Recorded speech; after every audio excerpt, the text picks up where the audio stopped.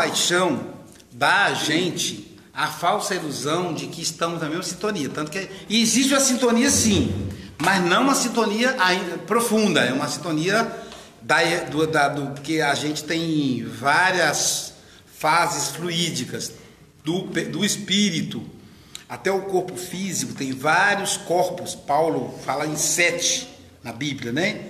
Então você tem o corpo físico, o corpo etéreo, o corpo mental, o corpo psíquico, o corpo emocional, o corpo sentimental, o corpo perispiritual e até e do corpo perispiritual até o espírito deve ter mais uma camada que a gente não identifica. Tanto que André Luiz, ele para ir visitar a mãe dele, ele tem que dormir e sair do perispírito dele no umbral para ele ir onde está a mãe, que está num ambiente mais na colônia, numa fase bem superior. Então o casamento é a mesma coisa. Então quando a gente está namorando, a gente acha que está na sintonia por causa da paixão, mas a gente está na sintonia numa das fases do corpo.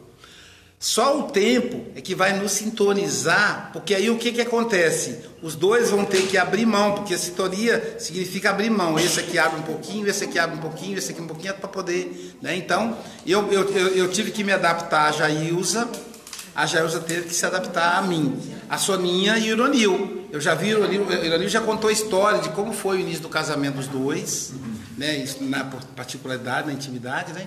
Me contou, e o que os dois tiveram que passar para conseguir chegar à proposta de uma afinidade de espírito, como acontece com Maristela e Ney, eu e Jailza, né? Então leva um tempo. A gente vê os filhos mais jovens, eu falo, olha, não é assim não, levar um tempo, tem que ter paciência. É claro que eles vão ter que viver isso, eles nem me escutam direito o que eu falo, né? Mas eu tento falar. Então são as fases. É claro que tem que ter um mínimo, que é o que começa um relacionamento, é o mínimo, mas o aprofundamento leva um tempo. Por exemplo, esse grupo aqui tem um vínculo, uma sintonia que é muito mais profunda do que nos primeiros encontros.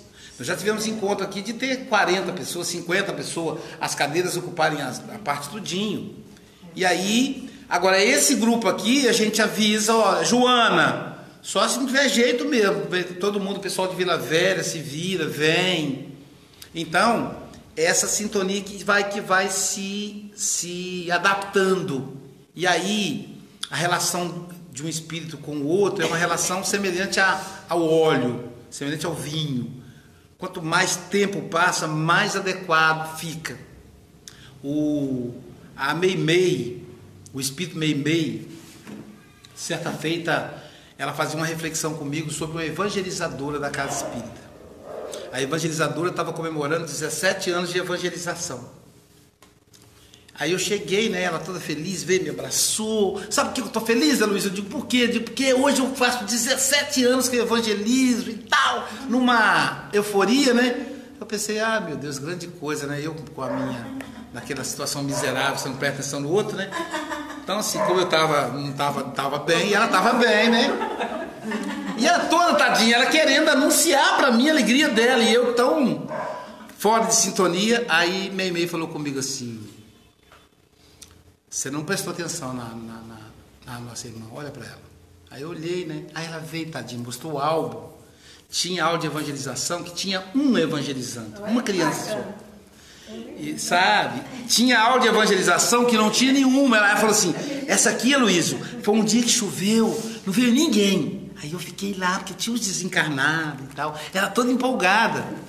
Aí a Meimei falou comigo assim, Aloysio, vamos lá. Uma boa evangelizadora, ela precisa de 1h30 de planejamento e 1h30 de execução. Porque tem musiquinha, tem um lanche depois, tudo é computado. E mais 1h30 para planejar a aulinha, a aula. Então são 3 horas por semana. Um mês tem 4 semanas e meia. Portanto, 13 horas e meia.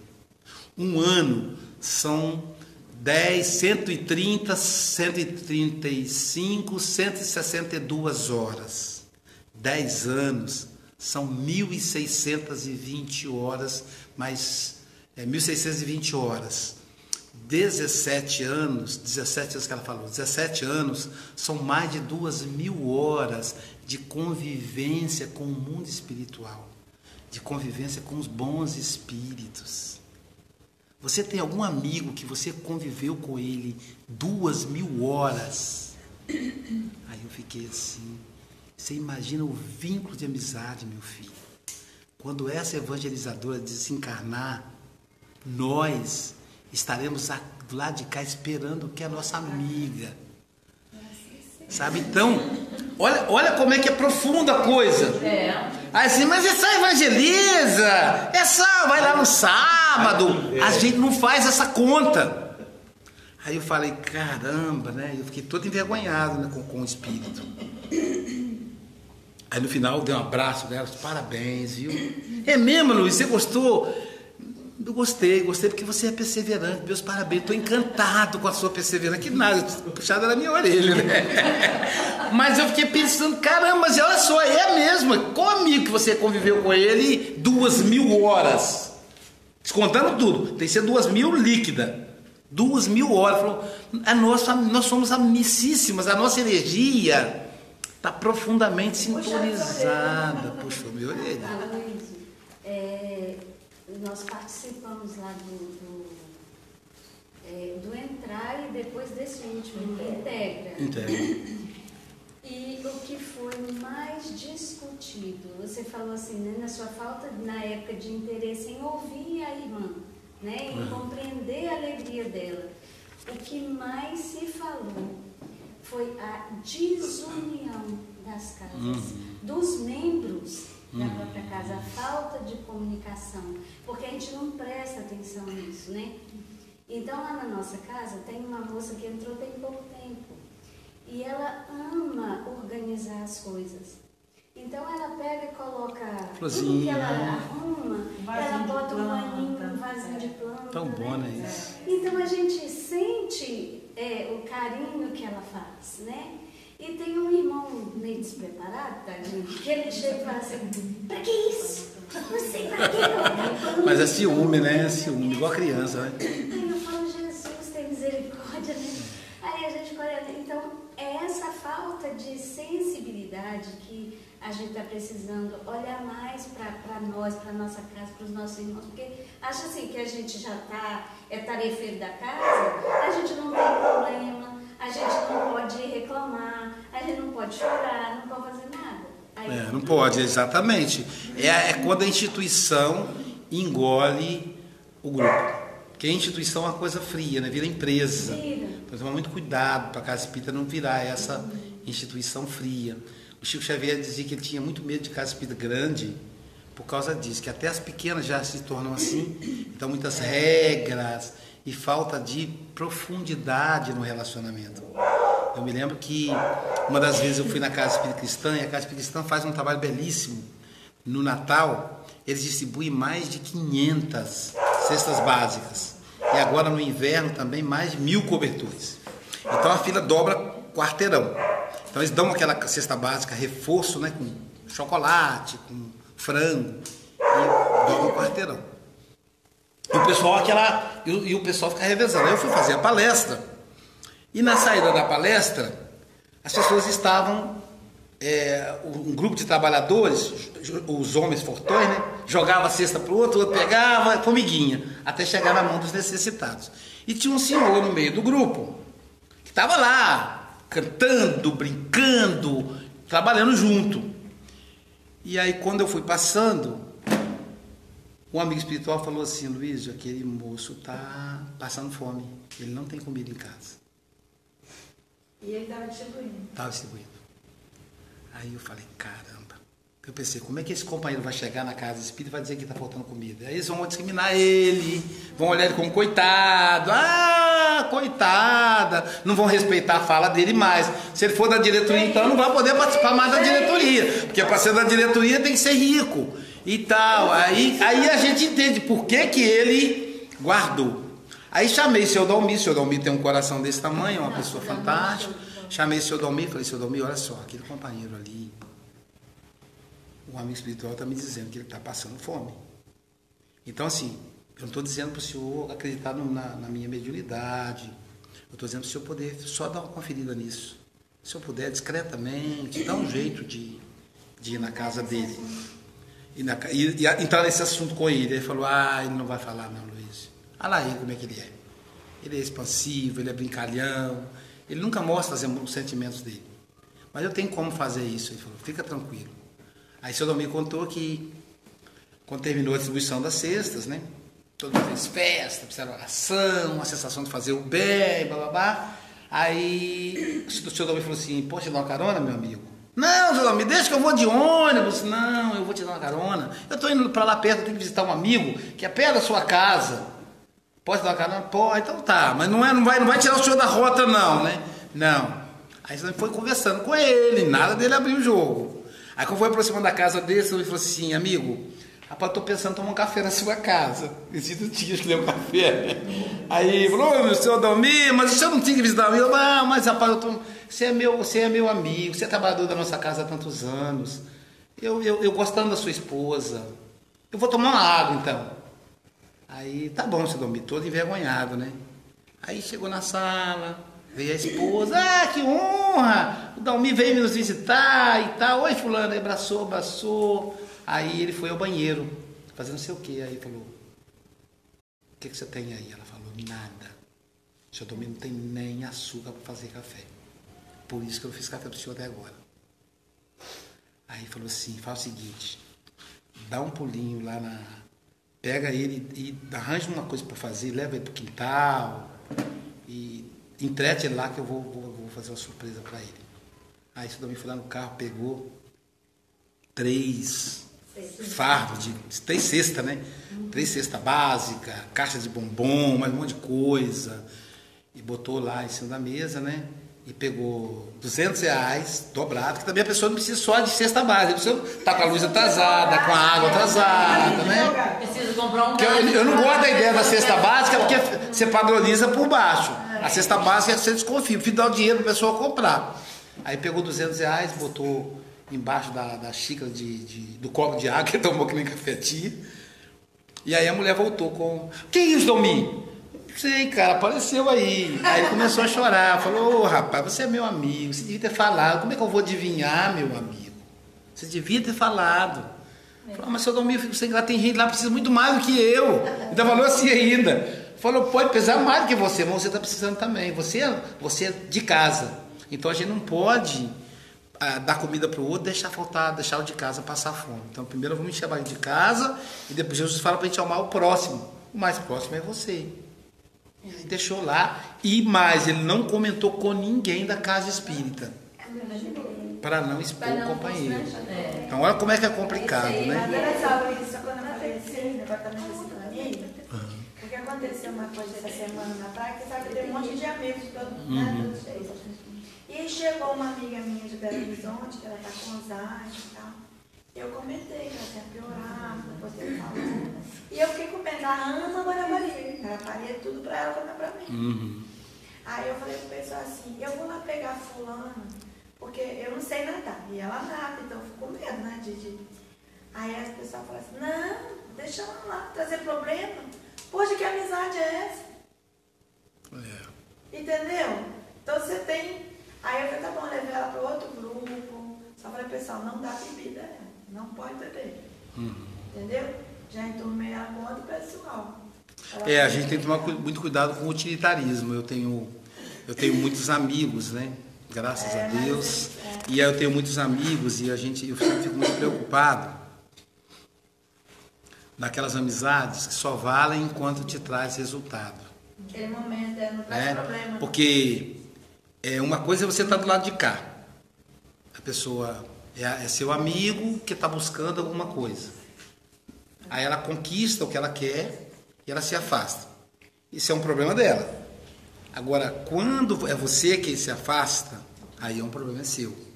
Então eu tenho me vigiado para quando meus amigos deixarem de dar alguma coisa, eu continuar amigo deles. Né?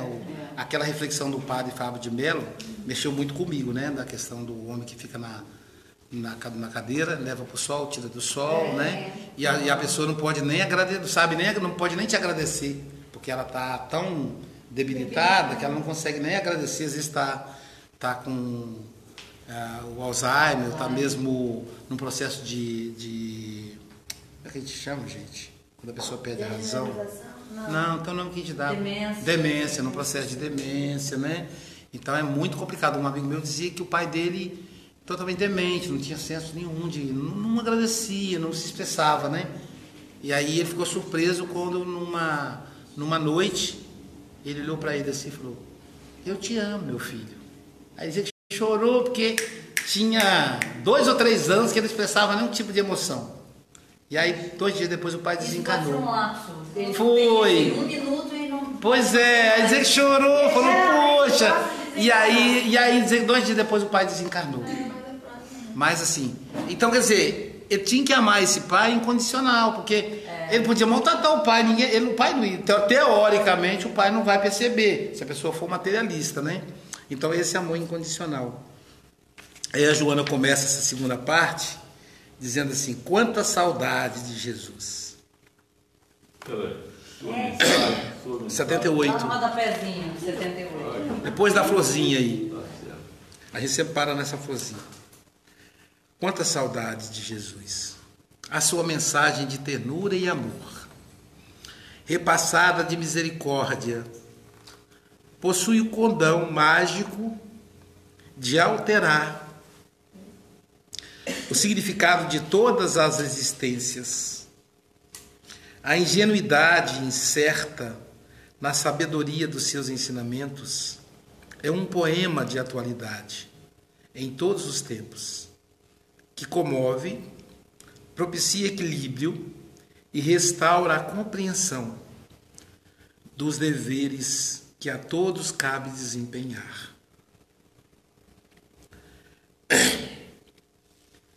Porque elegeu os infelizes, ergueu-os do caos em que se encontravam, no planalto da dignidade libertadora.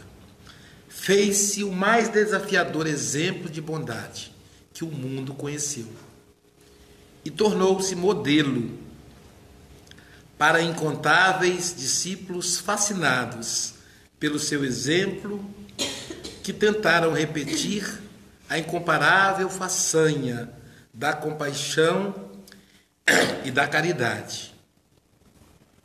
Eu disse a vocês que eu já fiquei emocionado com o título, quando voltou agora me pegou, né?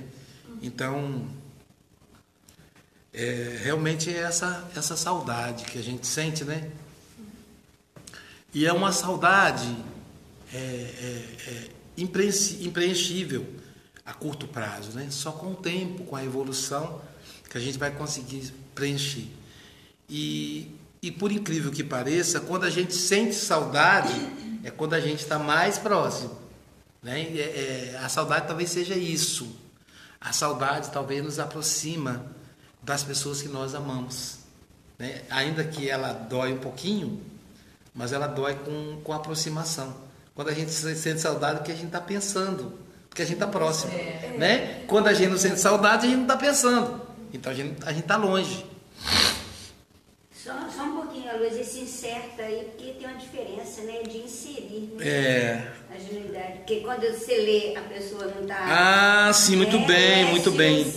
Incerta de inserir, exato. A genuidade incerta na sabedoria, ou seja, inserida na sabedoria. Então, a mensagem de Jesus é de ternura, gente. É de amor. Então, como é que a gente consegue transformar essa mensagem em rudeza, em agressividade, em frieza? Eu estou fazendo aqui uma analogia, estou retomando a fala da Fátima, no diálogo lá do encontro dos trabalhadores espíritas. Como é que a gente vem para cá falar de Jesus sem ter ternura, sem ter amor? A gente perdeu o sentido. A casa espírita, se acontecesse, ela perdeu o sentido. Então a gente tem que tomar cuidado. E a proposta não é uma crítica à casa espírita lá, é uma crítica à casa espírita aqui. Porque só nós podemos modificar nós mesmos. O companheiro de trajetória, ele está no nível evolutivo dele. Aqui na nossa casa também nós temos essas pessoas que põem a florzinha, né? Uma delas é a Adriana, a outra era a Mirna, né? Então a Mirna nos faz falta, né Adriana? E as duas incomodaram muitas vezes, né? Muitas vezes a pessoa fala assim, Adriana, uma vez a própria Adriana me confessou que a pessoa falou na cara dela, Adriana faz que ela não tem o que fazer. Né? Então, como ela é desocupada, entendeu? Ela é desocupada. Luiz, a pessoa falou isso comigo, eu digo, pois é, e ela está ocupada em quê, Adriana? Então, ela está ocupada em quê? Você vê que linda mesmo? Então, a gente vê ali, aquilo ali é o quê? Aquilo ali é ternura, é amor, entendeu? Você faz assim. Me manda uma mesa daqui com tanto desprendimento. Não, você faz pensando no outro, entendeu? Então, assim, eu vou preparar a mesa para as pessoas que vão chegar, para que elas se sintam bem, para encantar. Então isso é ternura, isso é cuidado, isso é amor, entendeu? Então assim, a Adriana fez como se fosse uma namorada ou um namorado que acende as velas para receber o seu amado, né? Então nós somos os amores dela. Ela preparou a mesa ali junto com a Jailza, junto com não sei quem mais que fugiu daqui na hora, não precisa, só vi as duas escapando, né? Então é essa ternura que a gente tem. Então Jesus é isso, Jesus está presente nisso, no abraço, na preocupação com a dor do outro, né? Quando a Marinês fala, e se fosse meu irmão? Gente, muda tudo quando você faz isso. Ou então se a gente quando desencarnou o amiguinho do Sócrates, na hora eu falei, e se fosse Sócrates? Nossa, dá um negócio. Que aconteceu, né, com os seus meninos, né? Porque você que já se sentiu aquela dor de paz que já passaram, graças a Deus que vocês foram, né? Então é essa ternura, né? E ele fala assim, cheio de ternura e amor e repassada de misericórdia.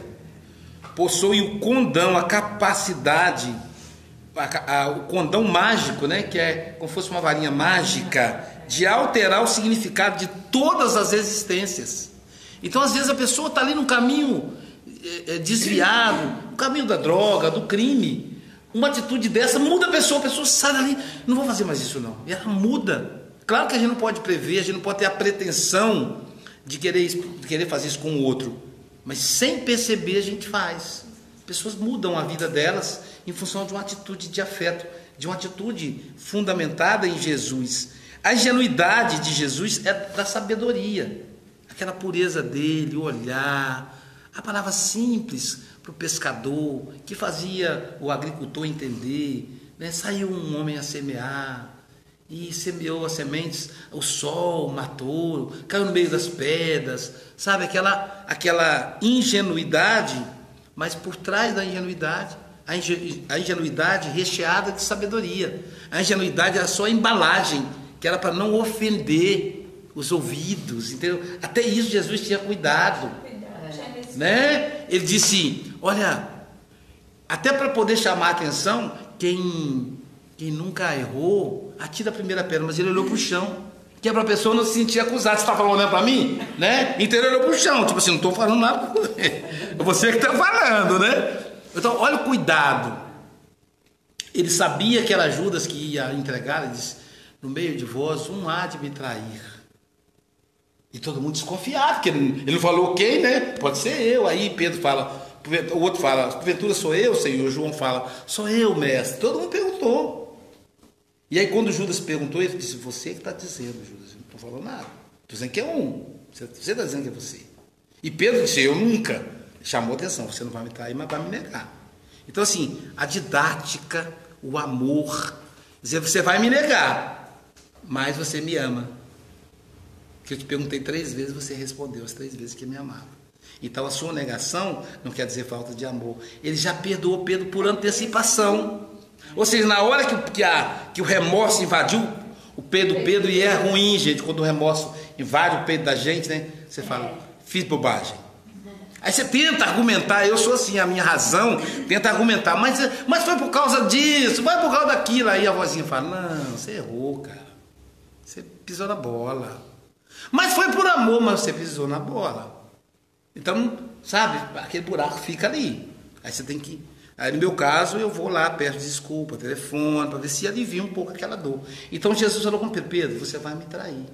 Você vai me negar. E negar é trair. Mas você me ama. Porque eu te perguntei 3 vezes e você repetiu.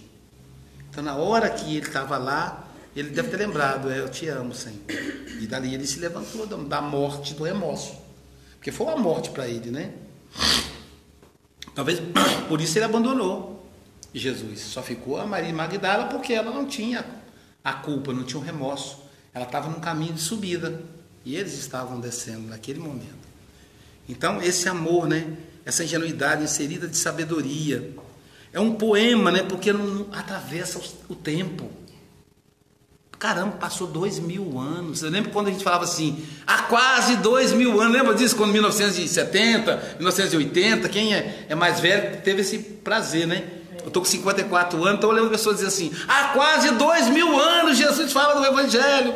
Agora nós já não somos mais há quase 2000 anos, há 2018 anos. Entende? Então assim...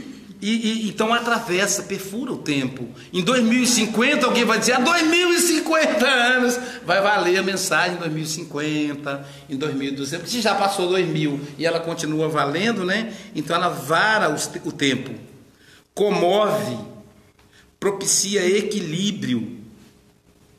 Ela propicia equilíbrio na gente, é a única coisa que traz paz. Então assim, se a gente está em paz, às vezes eu abandono toda a teoria freudiana, que eu sou muito fiel, e digo assim, busca Jesus, relaxa, esqueço. Eu sei por quê, às vezes ali porque você está com problema com sua mãe, seu pai, é porque você é pirracento, não sei o quê. Apesar, não foi aqui, vamos buscar Jesus, vamos orar junto. Teve um dia que o paciente depressivo ali na situação, eu falava com ele e não reagia, e ele dizia, eu estou sentindo dor, eu estou com muita dor, o que eu vou fazer? Fecha os olhos. Apliquei um passe nele e ele falou, de 4 anos que eu faço terapia com você, essa foi a melhor sessão. Que não foi de terapia, né? Foi de Jesus. São as melhores. A terapia de Jesus. Se eu fizer direto, aí eu deixo de ser psicanalista. Eu não posso fazer direto naquele momento ali, porque há momentos que a gente não dá conta. A gente tem que ter essa humildade de reconhecer o quão pequeno nós somos perto do Senhor. E a sensibilidade, então, saber o que precisa naquele momento. Naquele momento. Então, assim, vamos orar. Eu estou com aquela paciente que ela é muito rica, né? Mas atravessa muitos problemas, muita desarmonia, aquela coisa toda. E nós saímos, fizemos uma terapia na praia, coisas assim, de respiração, coisas que foram muito indo assim, e eu fui fazendo com ela. Porque já não adiantava também mais argumentar, porque tudo ela tem uma resposta, né?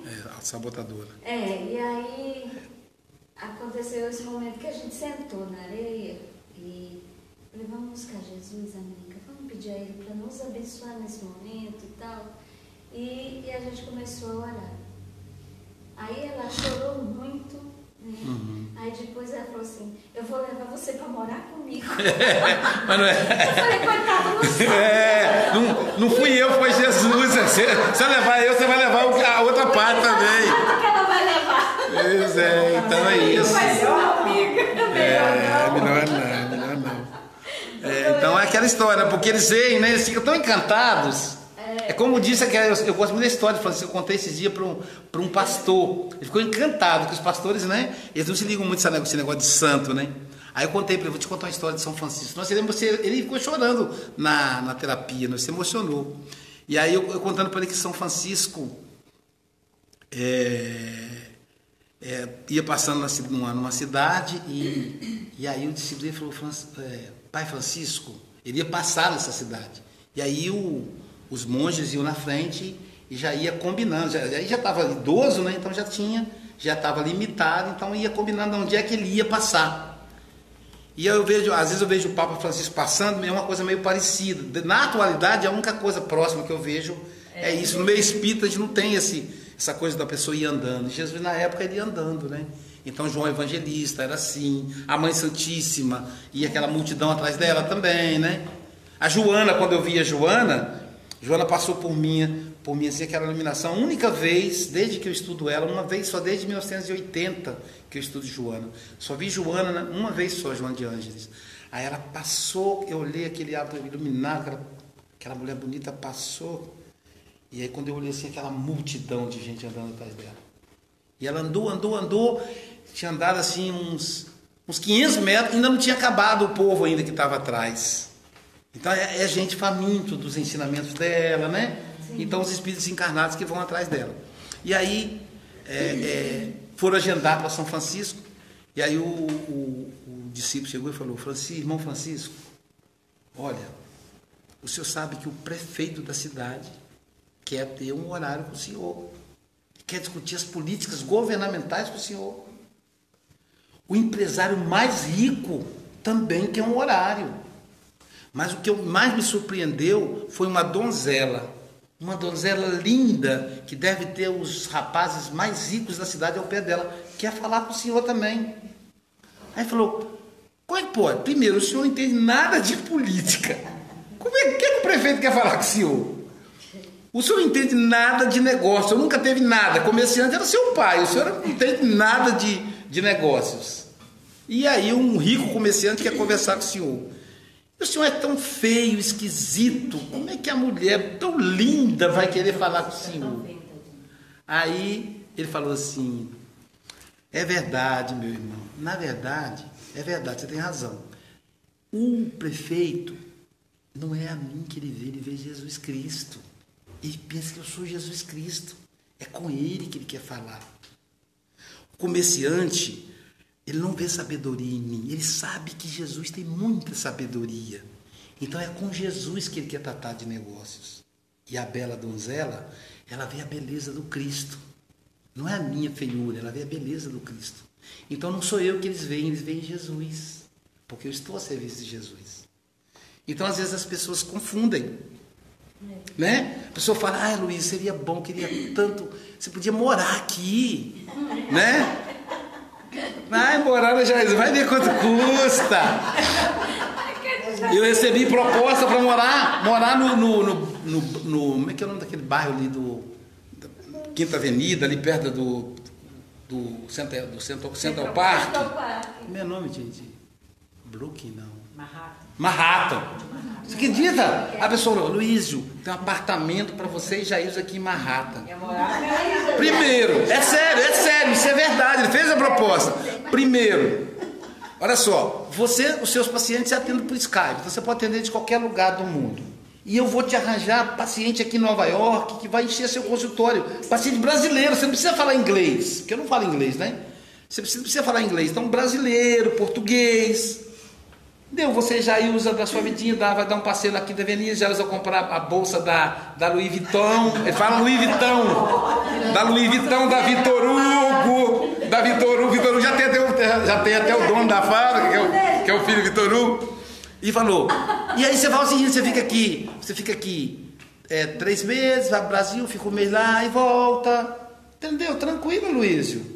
Aí, quer dizer, entendeu? Eu falei assim, mas isso vai na prática ser assim, né? Na teoria. O outro queria que eu mudasse para Portugal, né? Mas vai na prática. Então, assim, a beleza que eles veem não é a minha beleza. É a beleza de Jesus que eles veem. Eles querem morar com Jesus. Às vezes morar comigo, eles vão ver que negócio não é bem.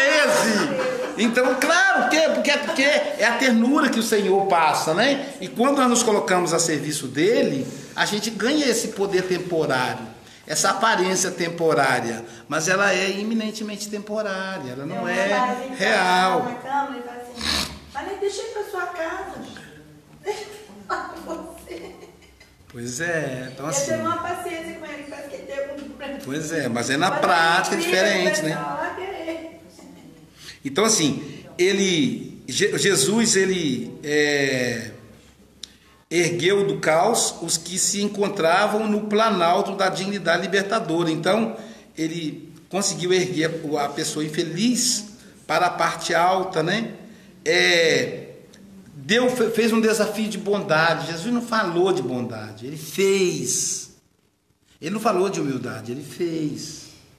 Ele lavou os pés dos próprios discípulos. Ele atendia do mais pobre ao mais rico, o aleijado, o leproso, que todo mundo fugia. Então ele não falou, ele fez. É diferente. Então a gente não tem desculpa. Então é o maior exemplo que o mundo já conheceu. Foi um modelo que a gente tem. Então é essa saudade que a Joana fala, né? Essa saudade de Jesus. Jesus revolucionou as convicções. É uma coisa interessante. Eu atendo um paciente que ele se diz ateu. Ele se diz ateu. E é muito difícil porque ele fica limitado e aí na finitude. Então chega um ponto ali que ele para ali. É claro, dentro do meu consultório eu não falo de religião, isso facilita, né? Mas chega um ponto que a angústia dele chega ali e para, né? E aí ele começou a me assustar, porque ele já falava ideias de autocídios, ideias de morte. Eu falei, meu Deus, esse cara materialista, como é que é isso? E aí eu falei para ele, olha, eu quero que você feche os olhos. E fui falando para ele, né? Se acalmar. Falei, você pode não acreditar em Deus, mas você já ouviu falar de Jesus. Pensa no rosto de Jesus. Aquela pintura de Leonardo da Vinci, a escultura de Michelangelo. Ele é uma pessoa muito culta, né? Fui falando. Aí quando terminou, ele falou, nossa, estou me sentindo tão em paz. Eu falei, olha só, você é ateu das religiões que te mostraram. Está na hora de você buscar a sua religião. Você está distante daquela que te apresentaram. Essa não te agradou. Mas às vezes não foi a religião, mas a embalagem que colocaram em cima dela. A embalagem faz diferença, eu falei para ele. A embalagem faz diferença. É como o produto estava embalado. Está na hora de você procurar o produto sem a embalagem. Você ir em busca. Aí ficou, quer dizer, se ele vai buscar ou não, não importa. Mas só para perceber que ninguém está imune a essa mensagem divina do Senhor, né?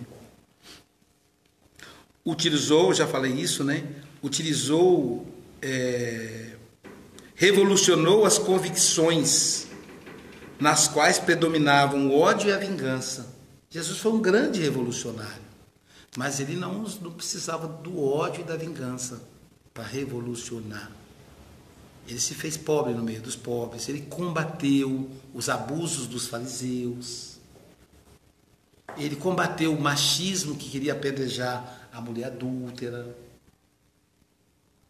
ele combateu a falta de respeito com a prostituta, ele combateu a falta de cuidado com a criança. Olha como Jesus era revolucionário.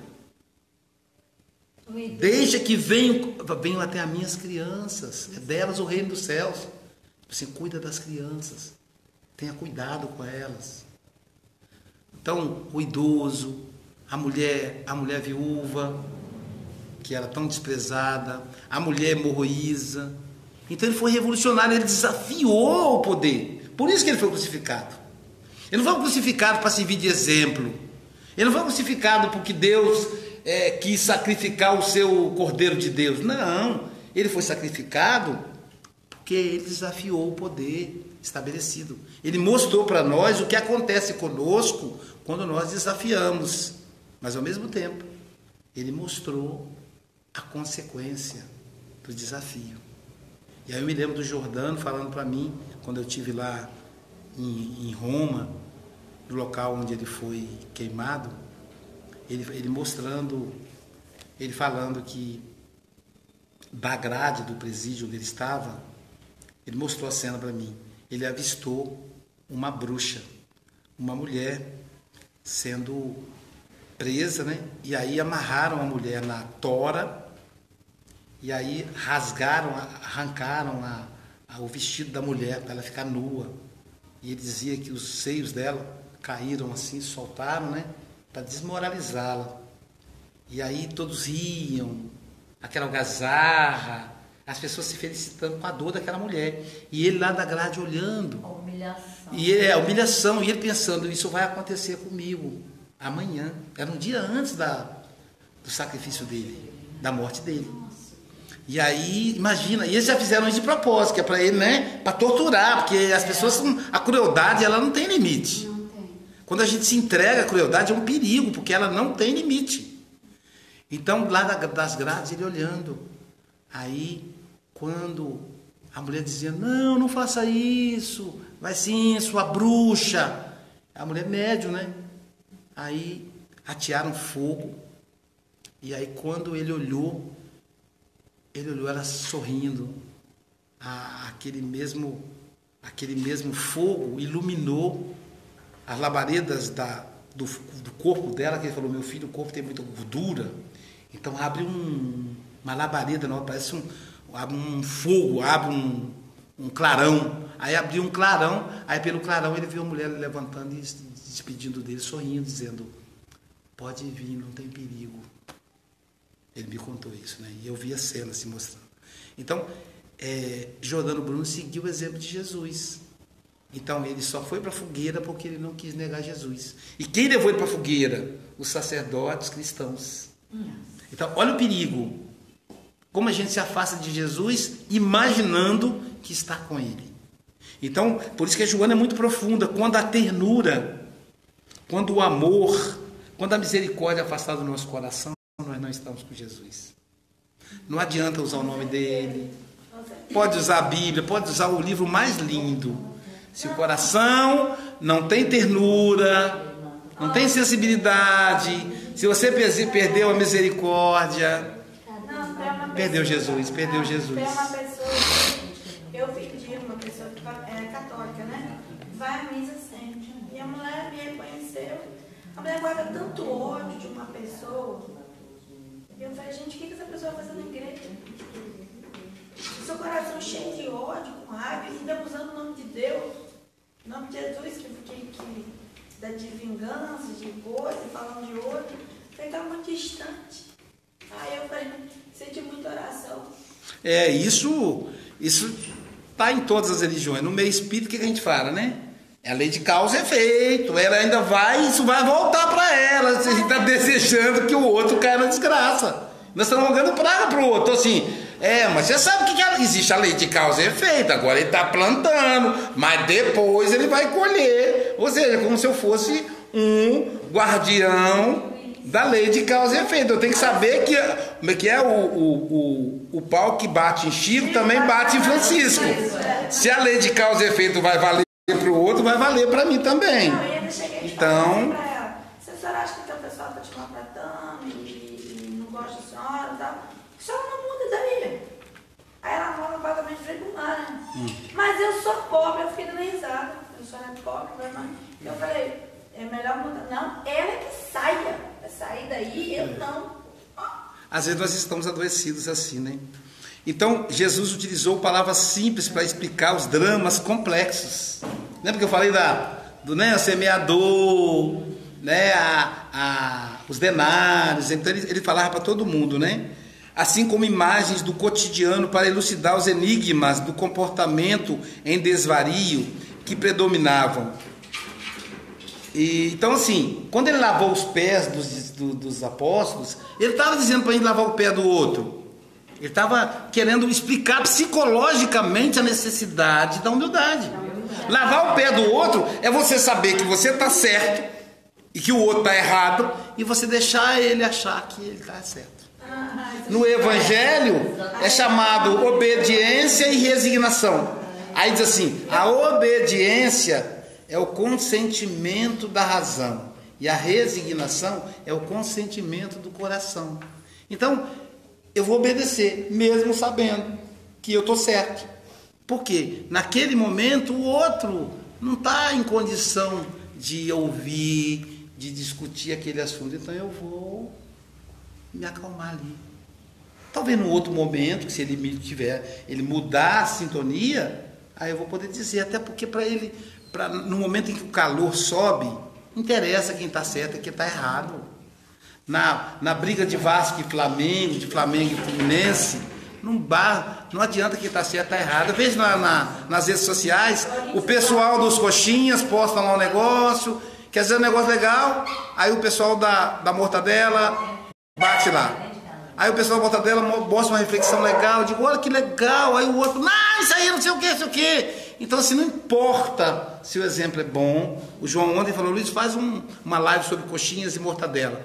Então, não importa se o negócio é bom ou se é ruim, o que importa é que eu não mudo de opinião.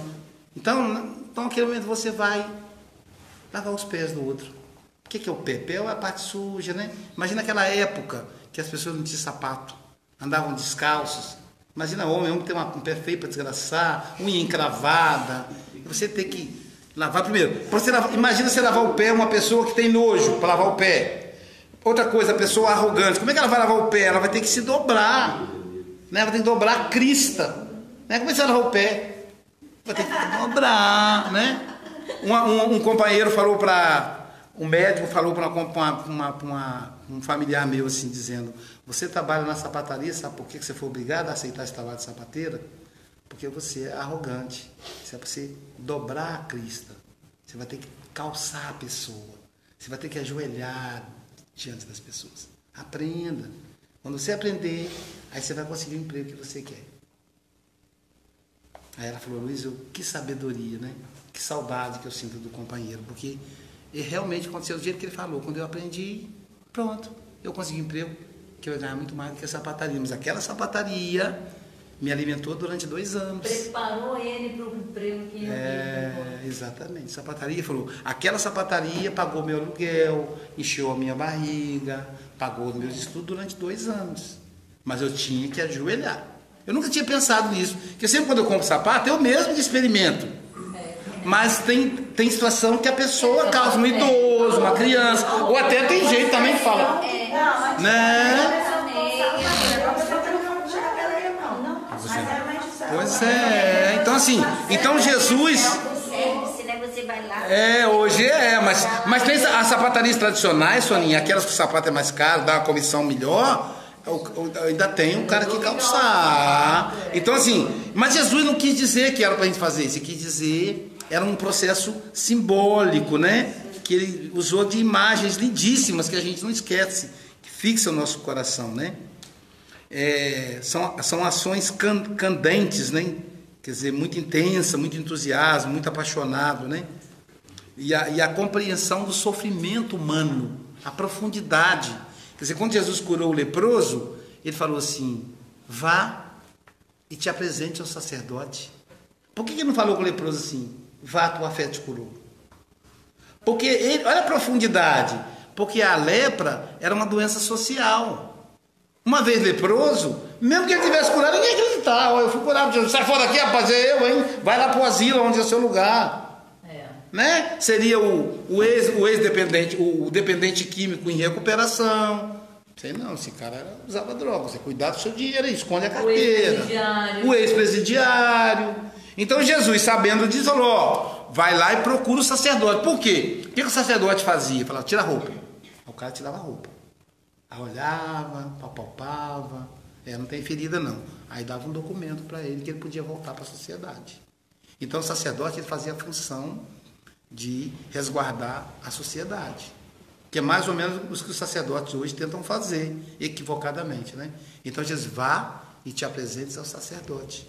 Então cada história dele ali tem uma didática, tem uma intenção amorosa para a gente fixar. Seria também voltar o nome dele para o livro dos vivos, que eu já ouvi falar disso. Porque tinha sido... Eles eram riscados, né? O leproso era riscado dos vivos. Era como se tivesse um atestado de óbito em vida. Em vida. Porque deixavam de participar da sociedade, né? Sim, eles não eram mais considerados como vivos, não. Eles iam... Aqui em Vitória mesmo tinha a Ilha da Pólvora, ali em Cariacica, que os tuberculosos e os leprosos iam para lá. E as pessoas não iam lá. O familiar que ia lá, quando voltava, tinha que tomar banho de não sei o quê. Tinha um monte de coisa de fazer. Eu lembro que eu tinha um medo, eu era criança e eu falava assim, mãe, se um dia eu tiver que ir para a Ilha da Pólvora, você vai lá me ver? Eu perguntava, porque ninguém podia ir na Ilha da Pólvora. Ninguém que não fosse doente de lá podia ir lá. E tinha tudo separado lá na Ilha da Pólvora. Então era o comerciante de lá. Na outra cidade, né? Uma cidade dentro da cidade. Era uma outra sociedade, exatamente. Era tudo diferente. Lá, de lá eles não iam fazer compras no mercado de Vitória. Eles botavam as compras no barco, colocavam tudo na beira da água lá tirava o barco. Eles só vinham para pegar as coisas depois. Como é que era o nome do lugar? Como era o lugar? Pólvora, né? Ilha da Pólvora. Ilha da Pólvora. Essa época de Jesus, Pois é. que jogava lá as coisas. No bairro. Tá Você tudo vê, não era recente. Tem filme bem Recente louco. negócio. Gente, E isso aí? há 40 anos atrás. Pois é. 40 Não, e a outra. Interessante. Agora, quais são as ilhas das pólvoras que a gente tem hoje? A favela, as invasões. Quem é que vai lá em Vitória, naquele prédio que foi invadido pelos sem-tetos? Sei lá. O pessoal invadiu o prédio, é perigoso. Tem criança lá, tem idosos. Mas quem vai? Quem vai no MST? Meu filho faz um trabalho de mestrado, a base do trabalho dele do mestrado é o MST. Lá, perigoso o MST. Eles são perigosos, movimento sem terra. São perigosos, né? Então, quem vai? Deus me livre. Quem vai visitar a penitenciária? São perigosos. O Adalto Botelho, entendeu? Então a gente parece que não acabou. Os leprosários, eles ainda existem. Mudaram os nomes. Mudou o nome. Ainda existem os leprosários. Então a gente sabe, as pessoas que estão dentro da nossa sociedade são invisíveis. Mas quem vai realmente é recriminado até hoje. Pois é, então Porque eu fui assim. num bairro aqui que me chamaram, aqui em Guarapari. Nossa, eu fui comentar. Como que você foi lá? O pessoal lá tem micro-ondas, sabe? Eu falei, gente, aqui não é. Eu vi o povo lá simples, comi churrasquinho à vontade, de graça. Assado, dancei forró, na boa. Não tem problema nenhum. Pois ainda é, tinha sim. motorista me levar pra casa. Então, tá vendo? Pois é. Então essas são as ilhas de pólvora hoje. Esses bairros, eles têm tudo, porque para não se misturar. No Rio de Janeiro a gente foi na casa dos familiares do pai, né, do pai e da mãe, e aí nós estávamos num hotel em Copacabana, aí pegamos um Uber para ir. Aí o Uber, tadinho do cara, o Uber zerado, acho que estava com Fica com medo de 2.500 quilômetros rodados. Então quem é motorista sabe, né? Aí eu falei, caraca, zerado o carro. Aí quando ele foi entrando no bar, ele foi arregalando o olho, foi ficando desesperado, coitado. Aí eu falei assim, baixa os vidros. Eu pensei assim, coitado, ele nunca mais vem aqui. E o danado do GPS levou direitinho na casa do tio. Aí desceu, aí eu falei com o pai e a mãe, nós não vamos voltar de Uber, não vamos achar Uber para levar a gente de volta não. Aí descemos, aí eu falei com a prima assim, falei, você vê o pessoal, né, preconceito, né? Eles acham que tem bandido rodando pra lá e pra cá. Ela falou, tem, esse fica de fora, aqui dentro de casa não entra não. Aí me assustou. E aí, entendeu? Então, aí quando nós voltamos, aí descemos, fomos mais embaixo, para pegar o Uber de volta. Aí o Uber do bairro, a diferença, né? Um carro caindo nos pedais e tal. Pagamos mais caro do que o chique, né? Mas assim, como são dois rios totalmente distintos, o mesmo município, e assim, duas cidades, uma dentro da outra. Quer dizer, lá o bairro onde mora o tio é a Ilha da Pólvora. Então, ó, lá tem tudo, supermercado, tem banco, tem tudo ali. Ninguém sai dali para ir na cidade, entendeu? Ali você vê a diferença. Então, você vai lá no não mudou, Débora, não. Ali no Lago de Débora não tem problema você ir. Mas você na direção ali do Caju, cemitério do Caju. Tem três comunidades. Atrás do Caju. Eu já passei lá, eu vi, porque para ir lá de Débora eu passei lá dentro. Lá na frente. Eu vi. Mas é tranquilo. Tranquilo, o cara falou assim, você é doido, você passou por ali? Eu falei, passei. Mas assim, então assim, e Jesus... E Jesus atravessava tudo isso, ele ia nesses lugares todos.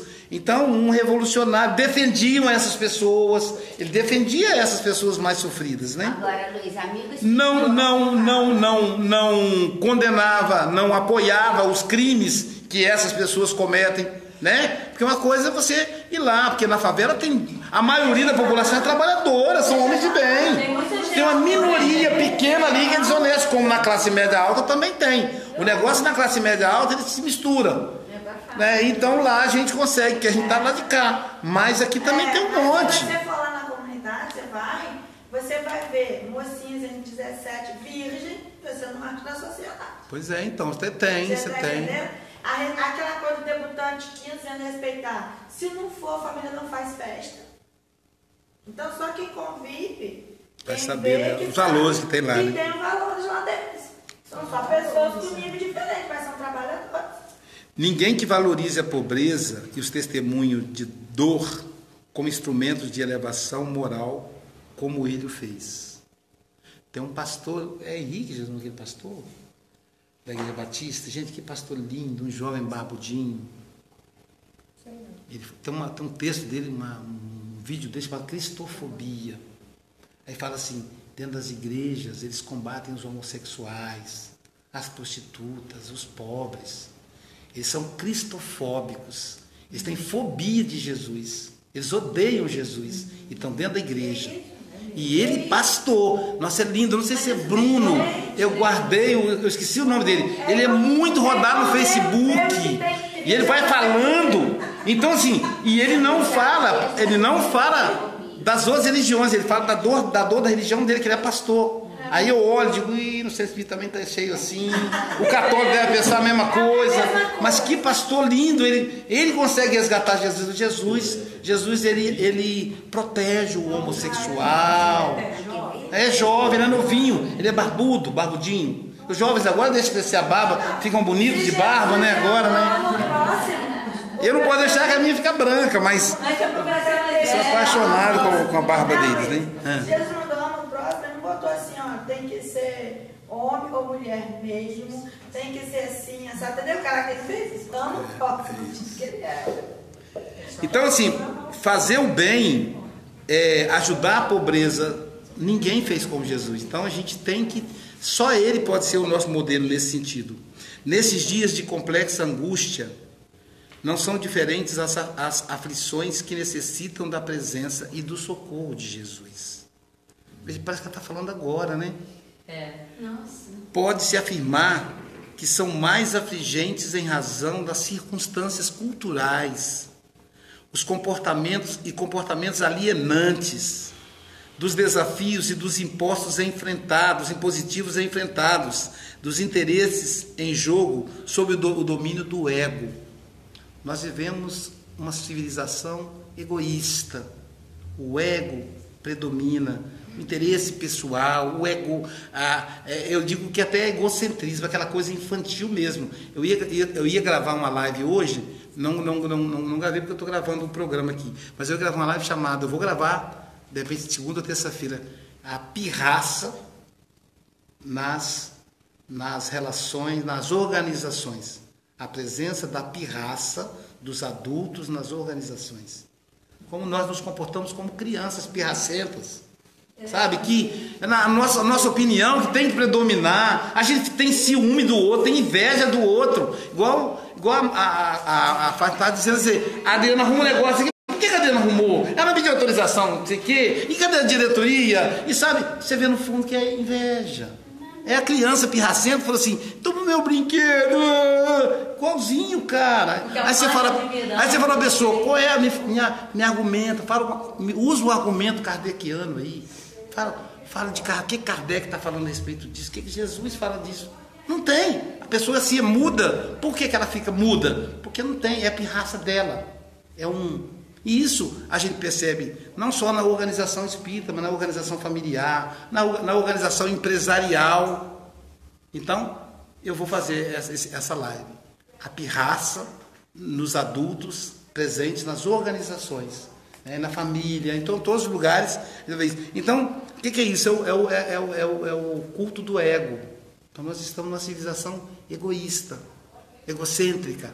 Não é nem egoísta, porque nós somos, na verdade... Estamos ainda na infância. É uma infantilidade sem fim. São adultos infantis. Sabe? Mas de mulher com pirraça, com beicinho virado, um casal com 2 filhos, a mulher com barriguda para ter neném, e vou largar tudo, não sei o quê, porque eu não aguento essa mulher.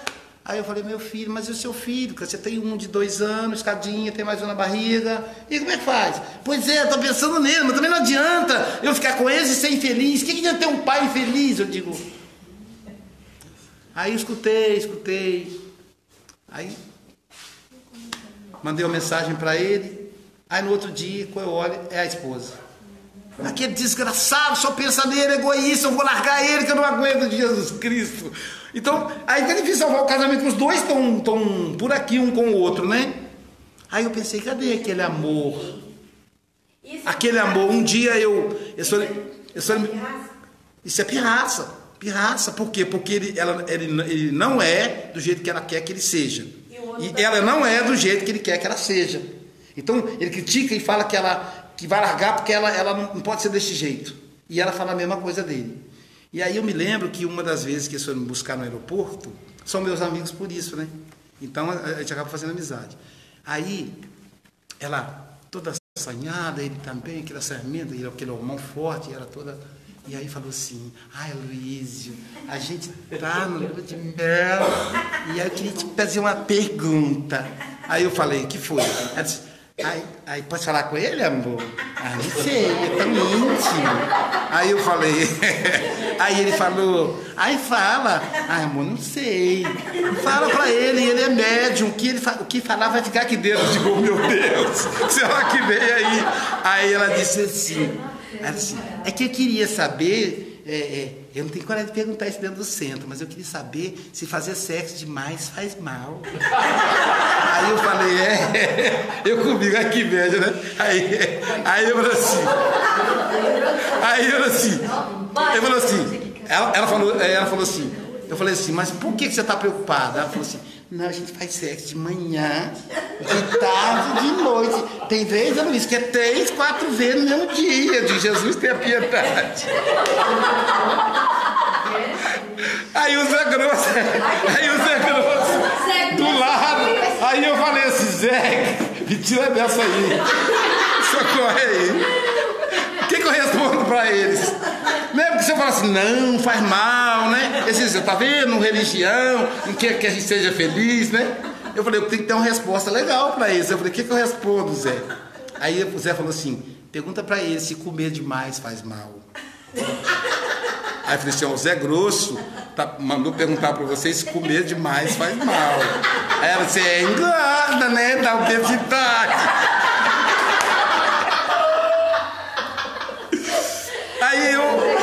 Aí eu não sei se vocês estão assistindo, é bom que faz o mau humor, né? Aí eu não falei o nome não, Jair. Aí eu só falei, eu contei a história, não contei o santo. Não falei nem a cidade.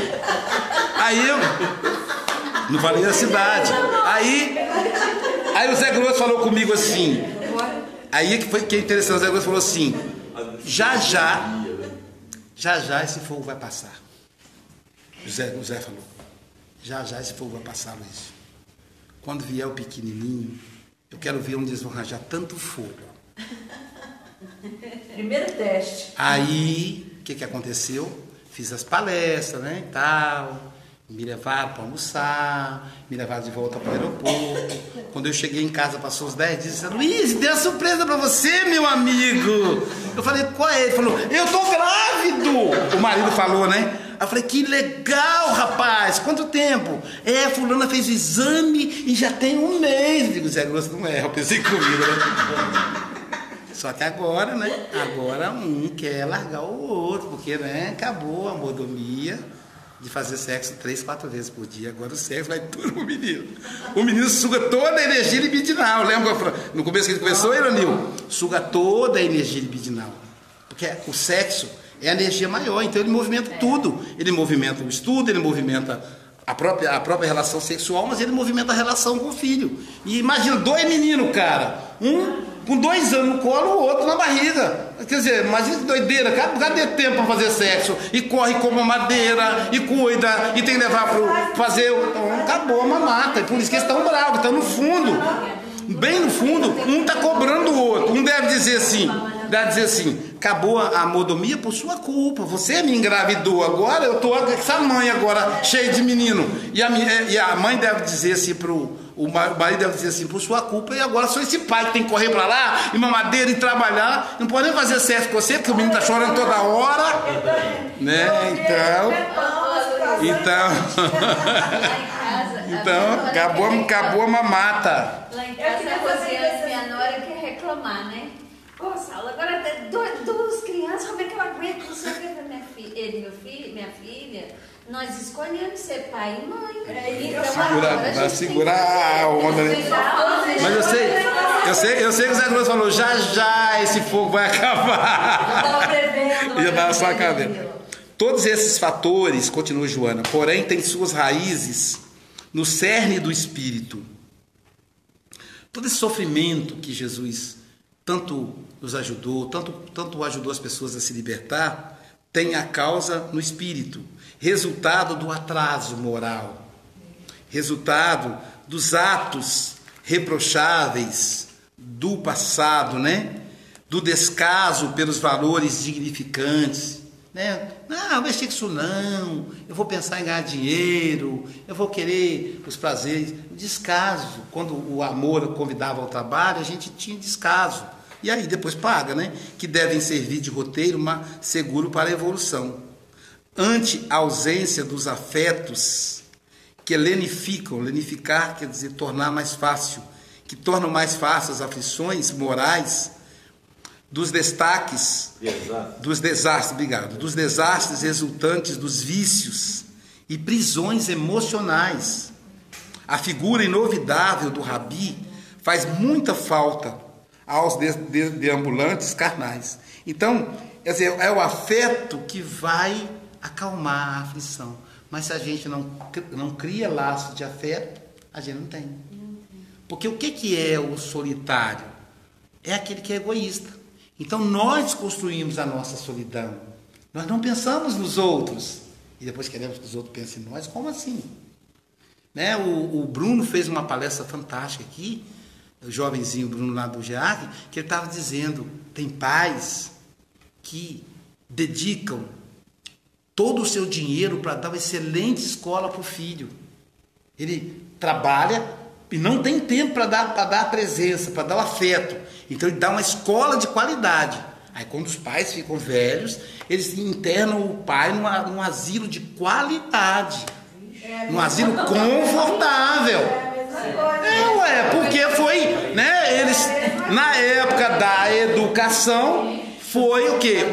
Ele terceirizou a educação. O afeto que ele tinha que dar, ele terceirizou para o terceiro. Agora, quando ele precisa, o filho vai terceirizar, aprendeu com ele. Né? Então, eu achei interessante que a gente sempre olha com desprezo.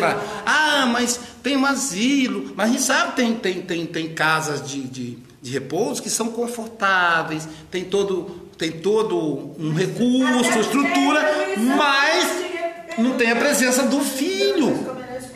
Né? Então não adianta. Tudo bem, ele vai ser bem tratado, com médico, com enfermeiro, com cuidador. E ainda temos câmera em toda casa espírita que o filho pode estar em qualquer lugar do mundo que ele está vendo o pai, só que o pai não vê o filho. Não vê o filho, tá vendo? Então está sabendo que o filho está vendo ele. Então de vez em quando lá eu coloco o idosozinho na frente, quando eu sei que o filho vai demandar a mão.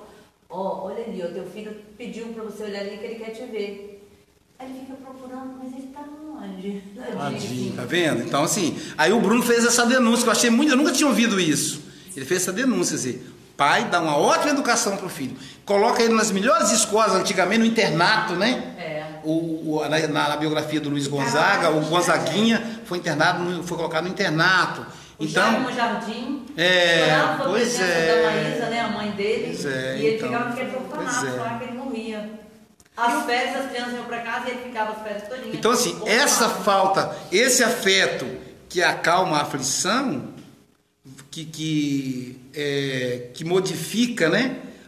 Que faz a gente lidar com os desastres, com as dificuldades, se a gente não tiver construído ele, não vai ter. Jesus nos ensina a construir. Incontáveis mulheres equivocadas e criaturas endemoniadas encontram-se necessitadas do seu amparo, do amparo de Jesus, cuja grandeza enfrentou a hipocrisia vigente em imorredouros testemunhos de afetividade. Nós falamos aí do pastor, né, que faz aquela pregação linda. Ricos como Zaqueu e miseráveis como todos aqueles que lhe buscam o auxílio, enxameiam e movimentam-se sem norte ante a indiferença dos poderosos, não menos atormentados. E aí ela termina essa segunda parte. Quanta saudade de Jesus. Então, como Jesus faz falta. Faz falta. Hoje a Marinês estava pedindo ao Ademar que escrevesse um texto interpretando aquela ideia da volta de Jesus, né? De Jesus voltando e tal, que muitas religiões protestantes pregam, né? Então, é porque na verdade a gente sente saudade de Jesus. Não que Jesus vai voltar num cavalo branco, mas ele vai voltar para o nosso coração quando nós o buscarmos. E aí pra gente... Exato. E aí ela pediu pra gente ter uma interpretação espírita, e o Ademar é bom nisso, né? E aí pra gente encerrar nosso encontro de hoje, gente, deixa eu ver se tem aqui a Ivana. Ela falou alguma coisa aqui dos americanos que a gente falou antes, né? Ei, Ivana, vou passar aqui seu depoimento, pessoal. Nossa, quanta gente, Jesus. Não dá para ler todo mundo não, tá, gente? Depois eu leio para vocês. É muita gente. Deixa lá, vou só ler vou ler a maior aqui, que é da Ivana, que ela diz assim. A Ivana mora em Nova York, pessoal. Ai, perdi muito. Perdeu a primeira parte, minha amiga, mas está gravada, tá bom, Ivana? Está gravada em separado, hein? Aí embaixo aqui ela escreve assim. Crianças pirracentas, isso mesmo, quando a gente comentou da pirraça. Ótima live sobre a pirraça dos adultos. Outra coisa, Luiz, aqui se pode falar que são trabalhadores da casa, e sim voluntários, porque teve um centro espírita aqui que foi processado porque a pessoa estava trabalhando, queria direito de trabalhador. Tem essa história, tem isso mesmo. Então, tem homem aí, ouço só voz de mulher. Ih, Ronil, criticou nós dois, Ronil. A Ivana fala, nós três, ó. Tem três, Ivana. Ivana é feminista mesmo. Aqui também os americanos querem os filhos nas melhores escolas, certo? Que é um problema lá nos Estados Unidos. Aqui também os americanos querem os filhos nas melhores escolas, mas coisas materiais, e não tem a presença amorosa dos pais. Trabalham muito, né? Por isso, tanto no shopping, nas escolas americanas. É o que... Lá é a capital do consumo, né? Então lá isso é muito mais exacerbado. Mas não é diferente da nossa realidade. Não. Então, Ivana, agora vamos partir para o encerramento. Aí agora eu já não vou mais responder as perguntas da internet. Joana encerra, né? Agora ela fala na primeira pessoa. Ela fala para mim, né? Para cada um aqui. Cada um leve para si. É como se a minha voz fosse a voz dela. Refugia-te no amigo que não teve amigos e deixa que ele te conduza. Caramba. Nada te perturbe ou confunda a tua mente em face da corrosão do materialismo dominador. Se a gente deixar Jesus, né, nos conduzir. Medita na sua vida, ou seja, medita na vida de Jesus, de dedicação a todos os infelizes que somos quase todos nós, e propaga-a, porquanto jamais, como na atualidade, Jesus necessita ser conhecido para que a existência humana passe a ter sentido na sua imortalidade. Então é para nós, né? Então, Jesus necessita ser conhecido para que a existência humana passe a ter sentido na minha imortalidade. A minha imortalidade só vai ter sentido se eu puder fazer Jesus ser conhecido. E Jesus ser conhecido é como dizia Francisco, é quando eles enxergarem Jesus em mim. É por isso que Paulo vai dizer, não sou eu quem vivo, mas é o Cristo quem vive em mim. Não é uma proposta de acabar com a individualidade, é a proposta de a sua individualidade chegar a um nível de maturidade psicológica que as pessoas tiverem brandura, candura, afeto, amor e perceberem o próprio Jesus em você. Quando fizerem isso, não é você quem vai usufruir da fama. Você já vai estar em paz. São eles que vão usufruir da mensagem do Cristo. E aí eu volto encerrando com a primeira frase do último parágrafo, do último item. Refugia-te no amigo que não teve amigos e deixa que ele te conduza. Muito bom, né, gente? No mês que vem será Descalabros Morais. Esse livro é muito atual, né? Foi uma felicidade abandonar a ordem para não voltar lá para o Homem Integral, viu, gente? Para falar dele, né? A gente precisa mesmo, é o último dela. Então, ó, semana que vem, o mês que vem, seja feliz hoje, e o item vai ser Descalabros Morais, item 17, tá bom? Amigos da internet, um abraço. Eu vou aqui mostrar aqui a imagem de vocês dá um tchau para eles. Olha lá. Dá um tchau, Jailza. Isso aí, Adriana, Sônia, Ironil. Tchau. Isso. Olha lá. E todo mundo, tá vendo, gente? Legal. Agora sim. O Zé tá aqui, o Zé entrou. Agora sim eu me despeço de vocês. Até na terça, pessoal. Terça-feira. Agora vai ser toda terça-feira. Já está definido. Terça-feira, 8h15 da manhã. Você no divã pela Rádio Cultura de Alfredo Chaves. Só que eu vou transmitir pelo Facebook. Então você fique ligado nesse Facebook. Todas as terças-feiras, 8h15 da manhã, horário de Brasília. Tá bom? Para Ivana aí que mora em Nova York, pessoal de Portugal, 8h15 da manhã, horário de Brasília. Fiquem com Deus, tá bom? E até o mês que vem. A Ivana tá mandando um abraço para todo mundo aqui. Agora vamos fazer a prece, Ivana.